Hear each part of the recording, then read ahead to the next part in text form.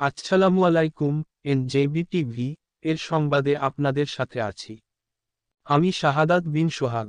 শুরুতে সংবাদ শিরোনাম, এরপর বিস্তারিত সংবাদ। ধামরাইয়ে বর্তমান সংকটময় কালে সনাতন ধর্মাবলম্বী হিন্দু সম্প্রদায়ের পাশে বিএনপির নেতৃবৃন্দ। এবার বিস্তারিত। ঢাকার ধামরাইয়ে চলমান সংকটকালীন কালে সনাতন ধর্মাবলম্বী হিন্দু সম্প্রদায়ের নিরাপত্তা বিধান ও সাহস যোগাতে পাশে দাঁড়িয়েছে ধামরাই থানা ও পৌর বিএনপির নেতৃবৃন্দ ও সহযোগী সংগঠনের নেতৃবৃন্দ। মঙ্গলবার 6 আগস্ট রাতে ধামরাইয়ে ঐতিহাসিক শ্রী শ্রী যশোমাধবদেবের মন্দিরে সনাতন ধর্মাবলম্বী হিন্দু সম্প্রদায়ের লোকজনের সাথে সভায় মতবিনিময় করে বক্তব্য রাখেন ধামরাই থানা বিএনপির সভাপতি ও উপজেলা পরিষদের সাবেক চেয়ারম্যান আলহাজ তামিজ উদ্দিন। এ সময় তিনি হিন্দু সম্প্রদায়ের লোকজনকে বর্তমান পরিস্থিতিতে কোন প্রকার ভয় পাওয়ার কারণ নেই বলে আশ্বস্ত করেন। কেউ যদি আপনাদের কোন প্রকার হুমকি বা হামলা করার ভয় দেখায় সাথে সাথে আমাদের জানাবেন, আমরা আপনাদের পাশে থেকে তার মোকাবেলা করিব। ধামরাইয়ে কোন সন্ত্রাসী ও চাঁদাবাজের কোন স্থান হবে না। আপনারা যার যার ব্যবসা বাণিজ্য চাকুরি যার যার পেশা নিরাপদে নির্বিঘ্নে করিবেন।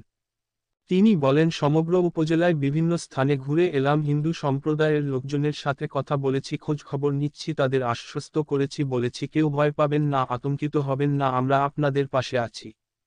কোন সমস্যা হলে সাথে সাথে আমাদের জানাবেন।